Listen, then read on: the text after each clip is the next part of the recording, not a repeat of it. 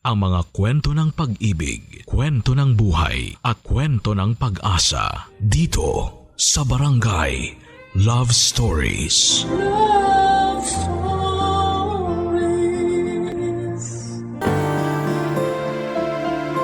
Sa dami ng pwedeng option sa paggawa ng desisyon sa buhay, minsan ay hindi natin maiiwasan na malito. At sa pagpili ng kung ano ang akala nating tama ay nagkakaroon pa rin ng issue. Issue na lalong nagpapagulo sa sitwasyon.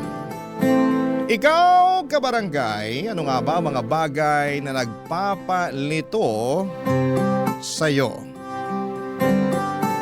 Dear Papa Dudut, hindi na po ako magpapasikot-sikot pa. Kumbaga tutumbukin ko na kaagad para diretso na agad ako sa mundo na makulay at punong-puno ng kalituhan at buhay na aking pong naranasan. Bye po ako, Papa Dudut. Bisexual, silahis at kung ano pang term ang naiisip ng mga nakikinig sa inyo. Medyo komplikado ang kwento ko, Papa Dudut, kasing komplikado ng pagkatao ko. Tawagin mo na lamang ako sa pangalang George. At least pwedeng tunog lalaki o babae ang pangalan.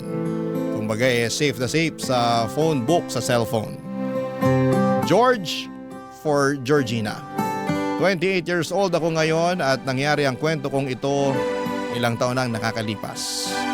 Siguro naka-move on na talaga ako dahil kaya ko nang ikwento sa ibang tao ang pangyayaring ito ng buhay ko.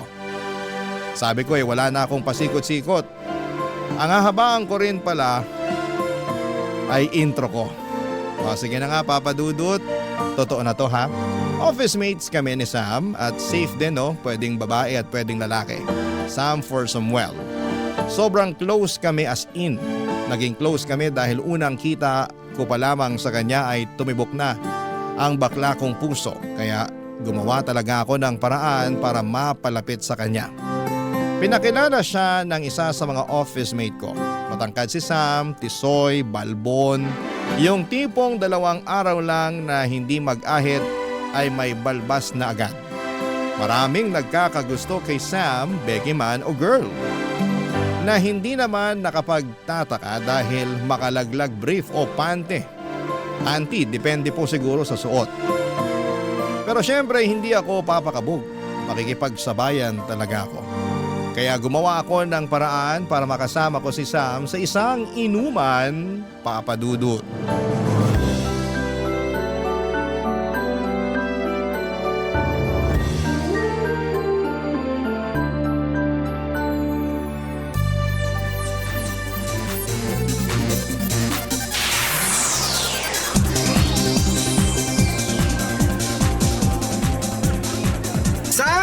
Madalas ka ba dito? Ha? Ang sabi ko, madalas ka ba rito? Hindi. Actually, first time ko dito. Niyaya lang ako ng iba nating friends kaya sumama na lang din ako. Lakas mo palang uminom, no? Ano yon? Sabi ko, lakas mo rin palang uminom! Hindi naman. Nasa kondisyon na siguro ako at ganado kaya medyo naparami inom ko. Ikaw nga ang malakas uminom dyan eh. Ha? Sabi ko, ikaw nga ang malakas uminom dyan. Alam mo, mas okay siguro kung sa labas tayo magkwentuhan. Iwan muna natin sila dito. Di tayo magkarinigan eh. Sige, tara.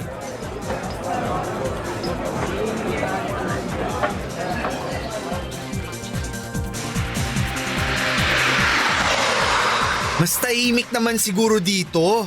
Mas magkakarinigan tayo. Okay ka pa ba? Okay lang naman. Pero medyo may amats na rin. Ikaw?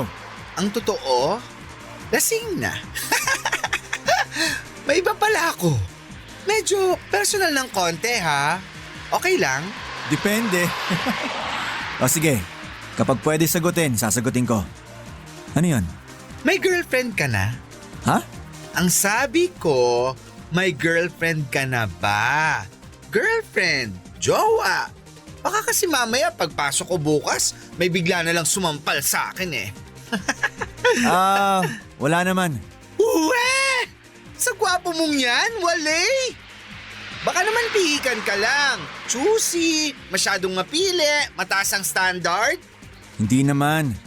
Pero di lang talaga kasi madali. Ah, mahirap talaga ang may karelasyon. Totoo yan. Dami mong i-consider talaga. Hindi lang yon. Eh ano pa? Ano ba yan?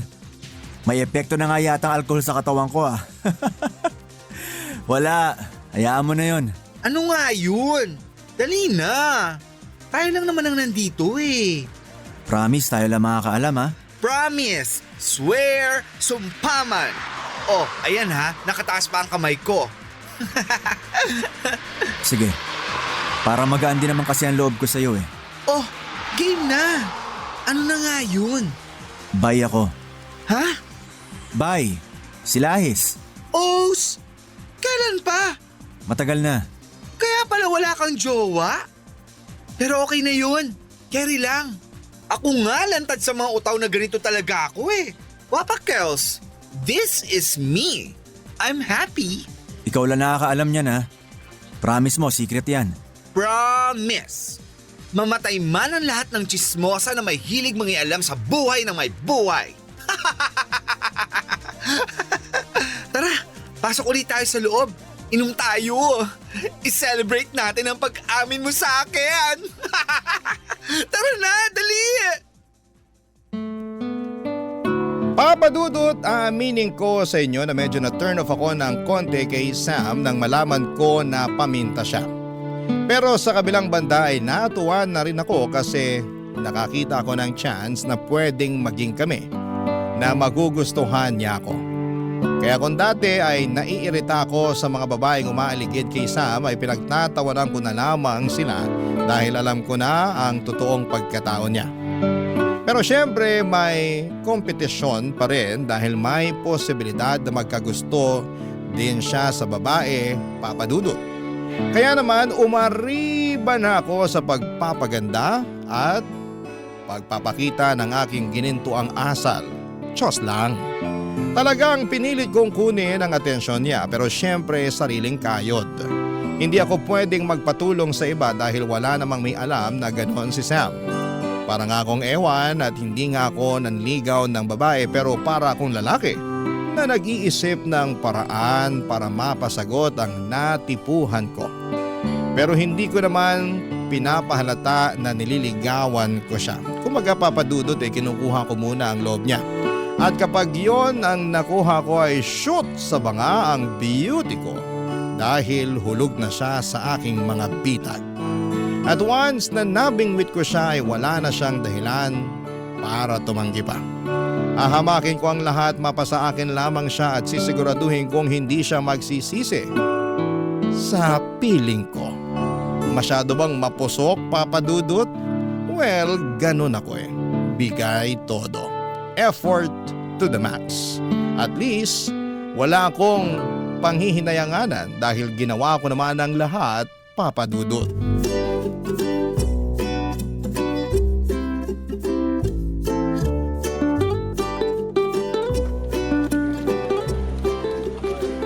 O paano Sam? Uwi na ako ha.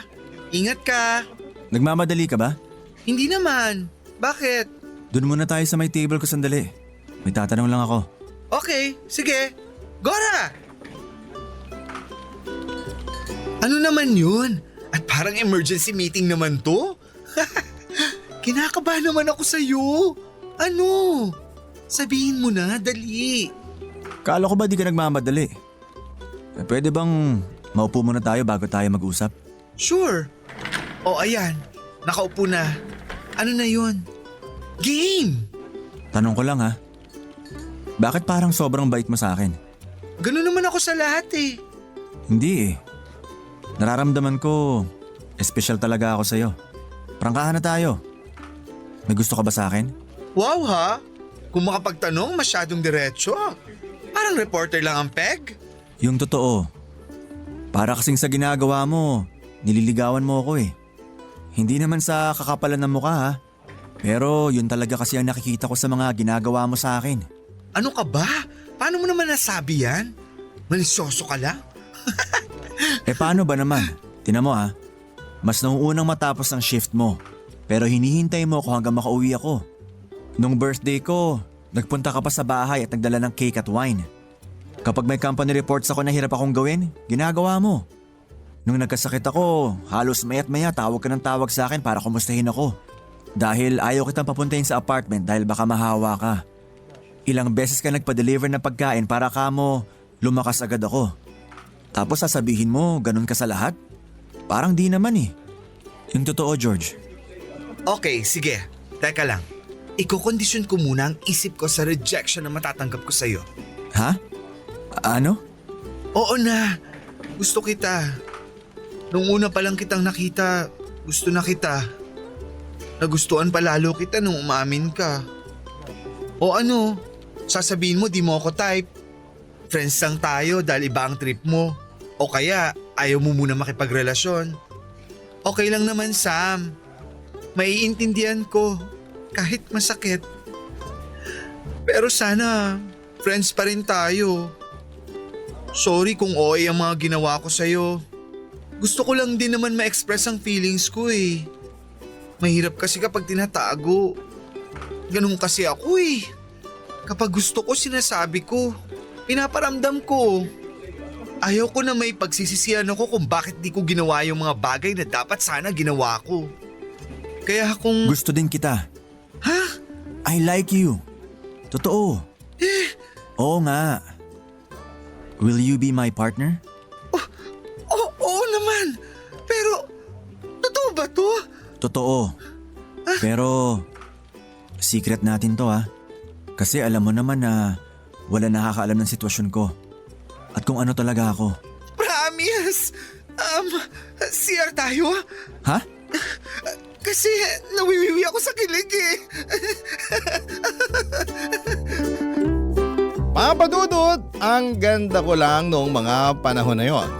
Walang tapon sa lahat ng effort na ginawa ko para kay Sam.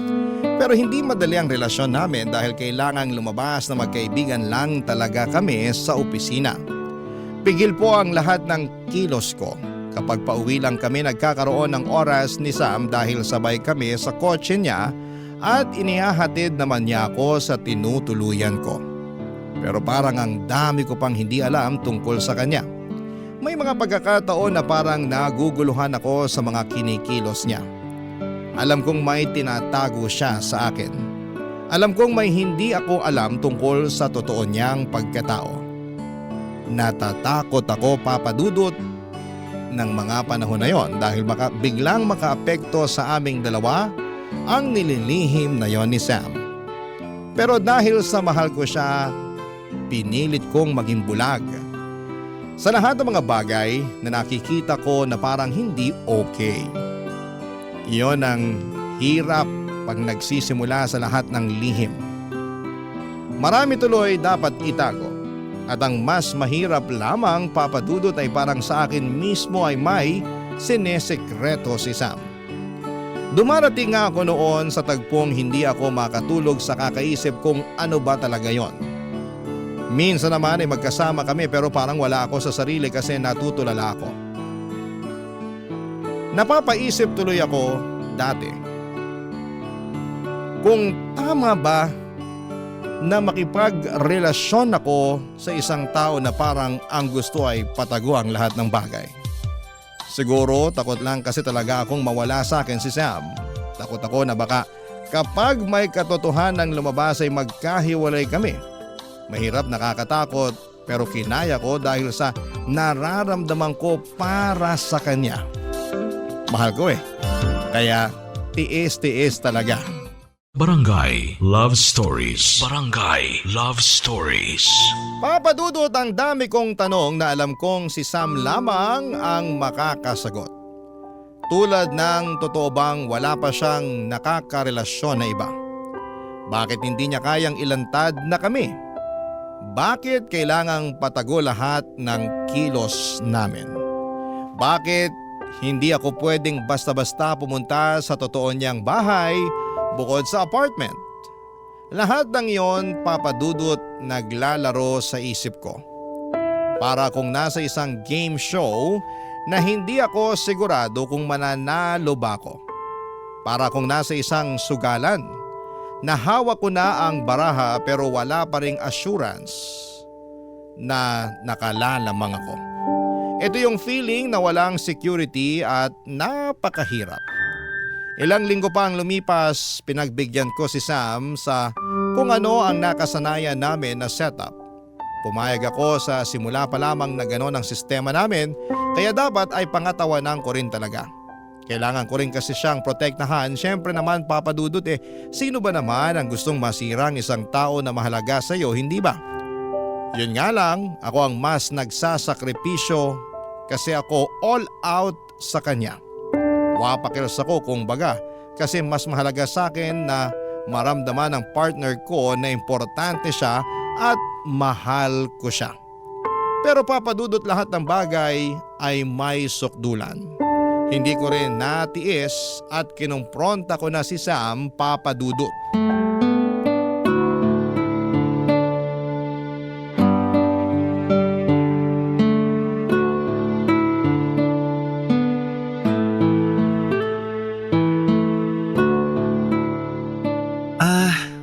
Sam, 5 months na tayo, di ba? Teka, 1, 2, 3, 4… Oo, 5 nga. Bakit? Magagalit ka ba kung magtatanong ako? Tungkol saan? Tungkol sa'yo. Tungkol sa atin. Kung ano na tayo. Unahin mo na yung sa atin. Ano yung gusto mo malaman? Ano ba talaga tayo? Sino ako sa'yo? Tayo. Ikaw at ako. Mahal kita, mahal mo ako. Yun, ganun. Ano ako sa'yo? Ano ba naman yan, George? O sige, yung tungkol na lang sa'yo kung ayaw mo nang sagutin ang tanong ko tungkol sa sarili ko. Kung ano ako dyan sa buhay mo. Anong tungkol sa akin? Sino ka ba talaga, Sam? Ano ba ang meron sa'yo na di ko alam? At bakit di ko pwedeng malaman? Mahabang kwento. Handa naman ako makinig. Kahit gaano kahaba. Gusto ko lang malaman ng totoo. Baka masaktan ka. Ayos lang. Okay lang. Kesa naman magmukha akong tanga dahil wala akong alam. Makikinig ako. Sige na. Simulan mo na. George, Huwag ka na mag-isip ng magandang salita para maipaliwanag ang totoo. Sabihin mo ng diretso. Please. may kalivin ako. Lalaki? Bakla? O babae? Babae. Bakit ka ba nakipagrelasyon sa akin? Dahil sinunod ko nararamdaman ko. Alam ba niya? Hindi. Anong plano mo? Hindi ko pa alam. Nalilito ako. Habang buhay ka na lang bang magtatago? Gusto kong umamin. Pero di ko alam kung paano. Magpakatotoo ka. Kung kailangan mo ng tulong, tutulungan kita. Nahihirapan na rin ako, George. Ang hirap-hirap. Ipakilala mo naman ako sa kanya. Gusto ko lang siyang makita. Ipakilala mo ako as your friend. Ganun lang.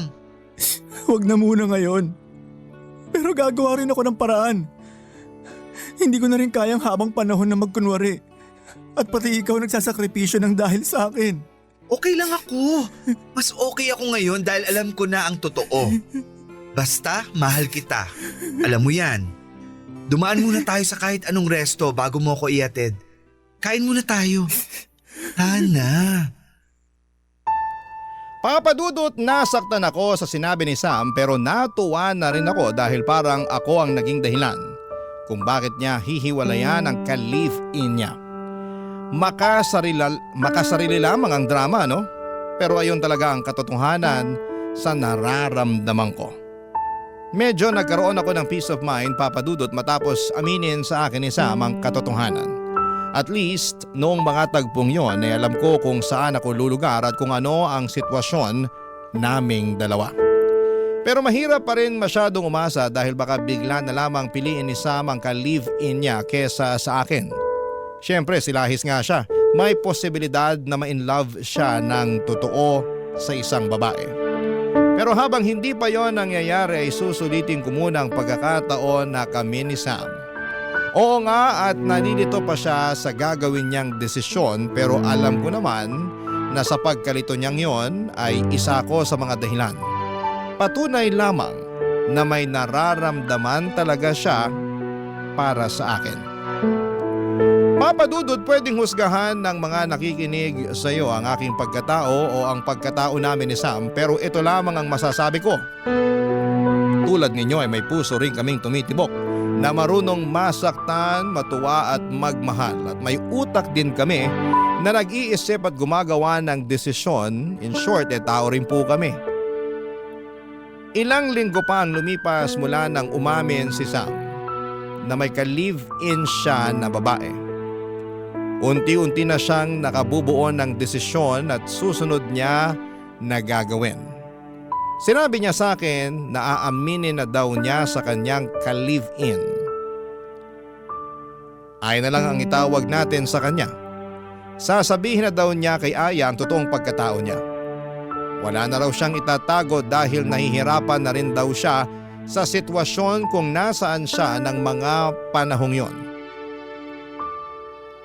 Ang totoo, Papa Dudut, kinakabahan din po ako. Paano kung hindi siya pakawalan ni Aya? Paano kung gumawa ng paraan ng babaeng yon para huwag siyang hiwalayan? Paano kung magpanggap siyang buntis at pikutin si Sam, di ako ang mawawalan? Talo ako. Parang sinampal sa mukha ko na wala talagang laban ang katulad ko kapag babae ang katapat. Madalas naming pag-usapan ni Sam ang magiging plano. Sinabi niya na sumama na lamang ako kapag umamin siya dahil baka ang isipin daw ni Aya ay nagdadahilan lamang siya at ginagawa lang niyang dahilan ng pagiging bisexual niya. Hanggang isang araw ay nag-decide na kami na magpunta sa bahay kung saan nakatira si Sam at Aya, Papa Dudut.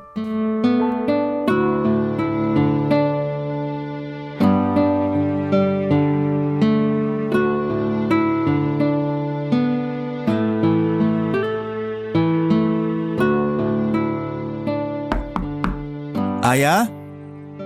Aya? Oh Sam, ginabi ka yata ngayon. Sino yung kasama mo? Si George. Tara George, pasok tayo. George, si Aya. Aya, si George. Hi, Aya. Kumain na ba kayo? Hindi kasi ako nakapagluto ng marami. Di ko naman alam na may bisita tayo, Sam. Okay lang, kumain na kami. Juice, George? Coffee? No thanks. Okay lang ako.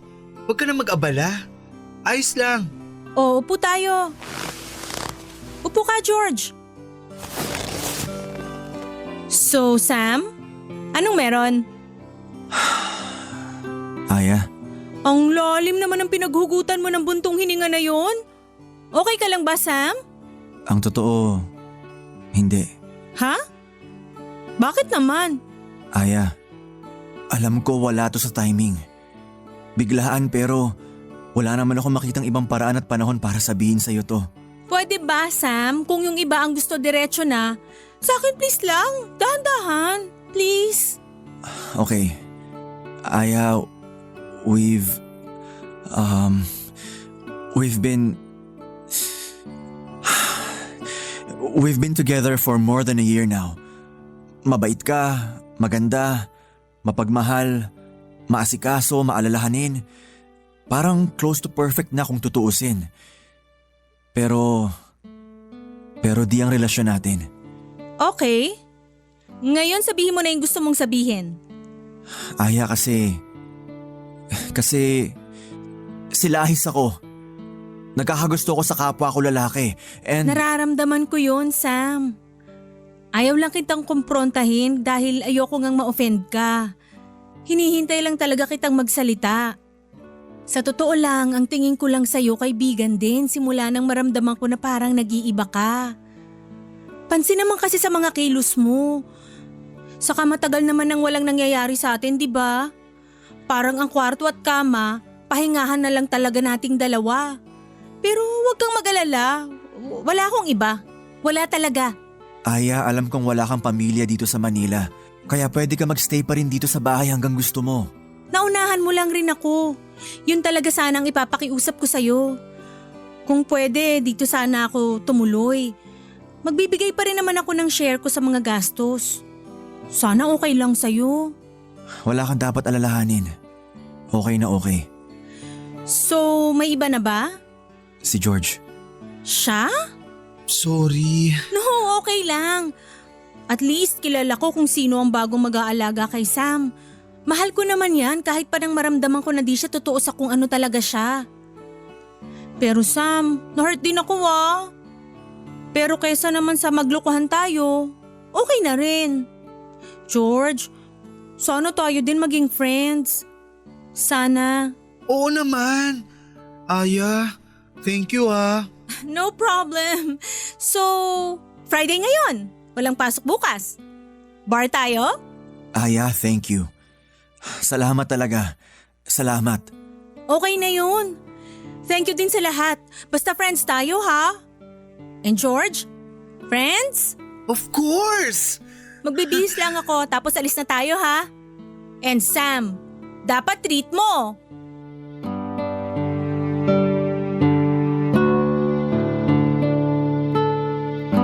Papadudot, ang inakala namin ni Sam na magiging mahirap na sitwasyon ay biglang naging simple. Madaling kausap si Aya, siguro nga ay dahil naiintindihan niya ang sitwasyon at pagtanaw na rin ng utang na loob kay Sam. Pagtanaw ng utang na loob dahil maraming kinuwento sa akin si Sam na noong gabi na lumabas kami para mag-bar. Probinsyana raw si Aya na naloko ng illegal recruiter at nakilala si Sam na tumulong sa kanya para makabawi at magkaroon ng magandang buhay dito sa Maynila. Dahil doon sa nalaman kong kwento, Papadudot, ay lalo akong bumilib kay Sam. Isang gabing yon sa hindi ko malilimutan. Para kaming nakawala lahat sa pagkakakulong. Masarap talagang huminga ng walang dinadalang mabigat sa dibdib. Sa wakas ay wala na kaming tinatago ni Sam sa isa't isa. Nakakababae lang ang dating na ako ang pinili niya over Aya. Mukha rin namang okay si Aya, instant friends kaming dalawa.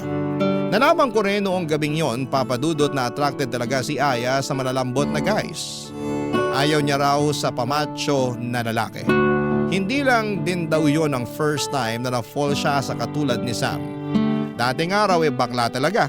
Hindi lang daw niya akalain na si Sam ay silahis at aamin sa kanya. Umuwi kaming tatlo, Papadudot, na alam naming masaya kami, lalo na ako. Barangay Love Stories. Barangay Love Stories. Papadudot, matapos ang aminan na nangyari ay parang naging magaan ang lahat. Mas sumaya ang relasyon namin at unti-unti nang nag-out si Sam sa opisina. Mas naging masayahin siya at mas naging komportable sa kanyang sarili. Bagay na kinatuwa ko rin. Pero Papadudot, bakit nga kaya hindi pwedeng masaya na lang ang lahat ng relasyon? Bakit kaya kailangan pang magkaroon ng issue na susubok sa pagsasama? Kasabay ng pag-iiba ni Sam ay ang pagbabago rin talaga ng kanyang ugali. Kung dati ay parang conservative type siya, parang bigla siyang naging bulgar. Iniisip ko na lamang na baka kasi ni-enjoy niya ng husto ang pagiging bagong siya. Matagal din kasi siyang nagtiis at itinago ang totoo niyang pagkatao. Pinilit ko uli siyang intindihin. Masaya na rin naman ako kahit papaano dahil nakikita ko na masaya siya. Yun yung saya na hindi ko nakita sa kanya dati noong hindi pa siya umaamin. Pero yun nga lang naging one way uli ang relasyon. Habang siya ay nag-e-enjoy, ako naman umiintindi. At aaminin ko na hindi ito nakatutulong sa relasyon naming dalawa.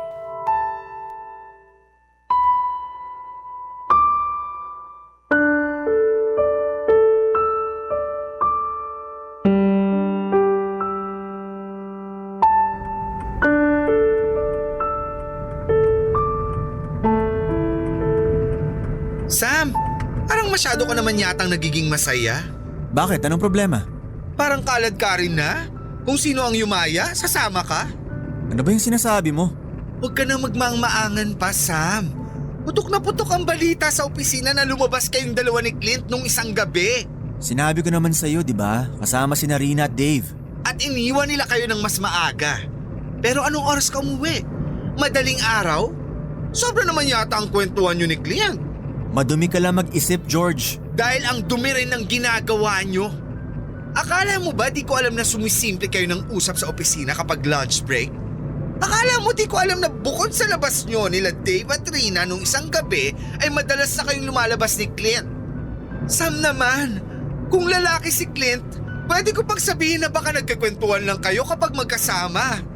Pero bakla si Clint! Sam, bakla siya!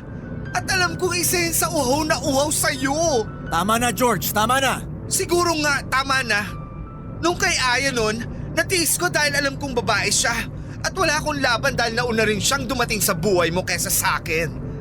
Pero yung ngayon, at sa isang bakla ka nakikipag... Naku Sam, parang yan ang di ko kayang tanggapin. Ang masakit pa nito, alam ng iba sa department nyo at department ko na tayo. Tapos di ka man lang nag-iisip na pwedeng mabalita ang ginagawa nyo ng hitad na Clint na yan? Ano ka ba Sam? Nasaan na ang utak mo? Nalipat na ba dyan sa loob ng pantalon mo? George, ang bibig mo, ha? Bakit? Nadudumihan ka sa mga lumalabas sa bibig ko? Buti ako salita lang lumalabas sa bibig ko. Eh ikaw, ano ang nasa bibig mo? Naku! Tama na, ha? Into mo ang kotse! Into mo sabi! Bababa ako! Into mo! Into mo! Ihahatid na kita sa inyo. Kaya kong umuwi mag-isa! O ayan! Sige! Mag-ingat ka na lang. Alam mo Sam, siguro nga babae ka. Hindi ka silahis kasi wala kang balls! Bahala ka sa buhay mo! Papadudot, gusto kong magwala sa loob ng kotse ni Sam. Gusto ko siyang sumbatan, pagmumurahin at sapakin. Parang lumalamang ang pagiging lalaki ko ng mga oras na yon. Pero kuhang-kuha naman niya ang kahinaan ko dahil sobra akong nasaktan. Ang sakit, Papadudot, dahil hindi lang pala lalaki o babayang kayang maging two-timer. At yon ang gustong gawin ni Sam sa aming dalawa ni Clint. Ang pagsabayin. Kahit pa sinasabi ni Sam na wala lang ang nangyari sa kanila ni Clint, ay hindi ko pa rin matanggap. Isipin mo naman kung may nangyari sa kanila at kung may mangyari din sa amin ay parang may nangyari na rin sa amin ni Clint. Buffet na ito, papi. At noong mga panahong yon, si Aya ang naging takbuhan ko. Sa kanya ako naglalabas ng sama ng loob. Siya ang handang makinig sa akin. Humihingi ako ng payo sa kanya dahil mas matagal niyang kilala si Sam kesa sa akin. Mas matagal ang kanilang pinagsamahan. Pero kahit na si Aya ay naninibago sa mga kinikilos ni Sam, nag-iba na nga raw ito. Hindi ko naman pwedeng sisihin ang sarili ko, Papadudot, dahil hindi ko naman siya tinuruan na maging ganon. Sa katunayan, ako pa ang pumipigil sa kanya para huwag niyang gawin ang mga bagay na hindi niya dapat ginagawa. Ilang araw ko na hindi kinakausap itong si Sam at si Aya ang madalas kong makakwentuhan. Kung minsan ay lumalabas pa kami para kumain o kaya naman ay para magbar. Papadudot, hindi ko maintindihan ang sarili ko pero may iba akong naramdaman kay Aya. Niyaya ko siya sa apartment ko at nagkainuman kami, Papadudot. May nangyari sa amin. Sa akin alam kong hindi lang dahil sa alak kung bakit ko ginawa yon, kundi dahil may nararamdaman na talaga ako para kay Aya. At sa tagpong yon, Papadudot, ako naman ang naguluhan. Lalong gumulo nang malaman yon ni Sam at nalaman niya ang sa amin ni Aya nang mahuli niya kami sa apartment na nagkikiss. Hindi siya nagsalita noon pero niyaya niya kami ni Aya na mag-usap.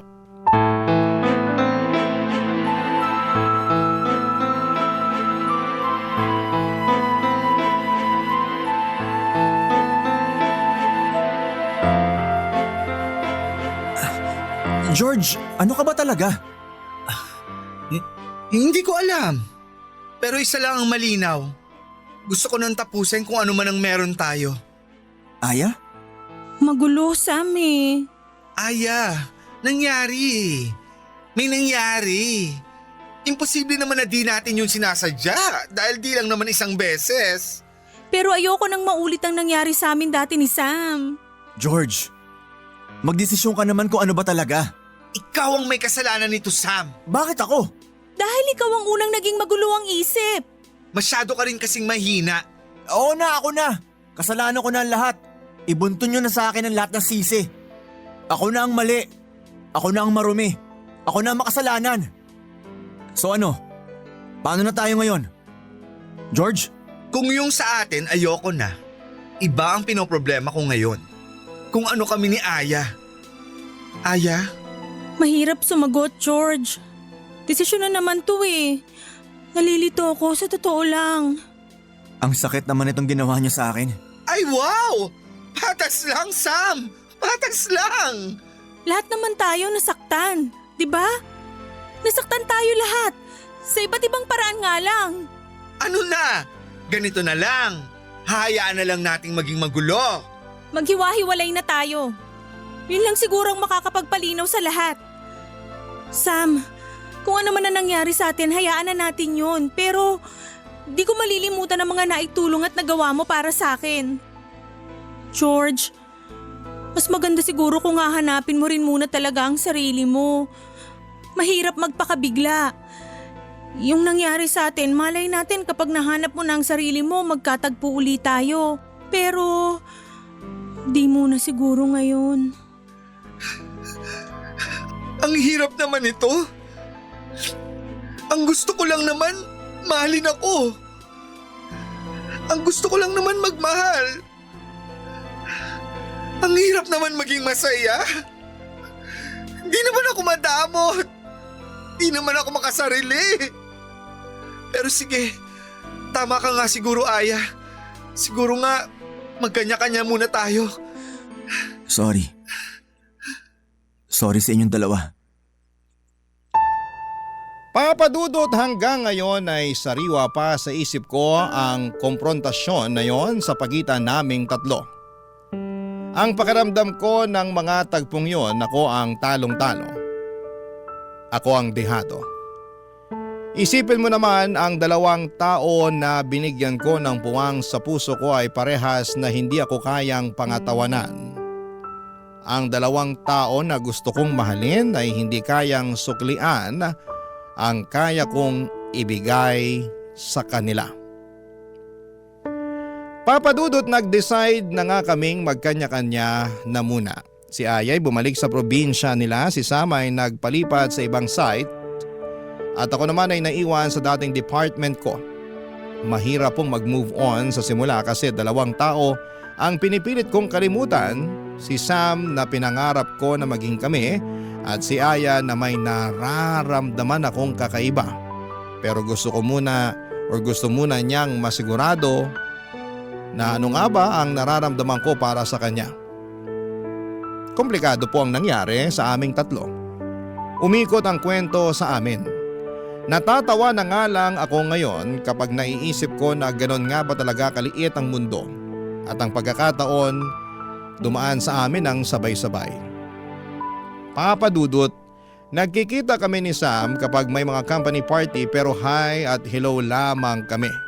Si Aya wala na kaming balita pero sana'y masaya at okay lamang siya. At ako naman eto, iniiwasan munang ma-involve muli sa pakikipagrelasyon. Gusto ko munang ma-enjoy ang sarili ko at alamin kung ano talaga ang hinahanap at gusto ko.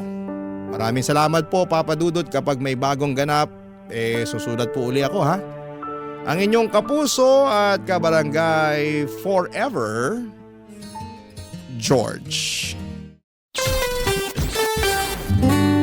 naman tayo dito sa comment section.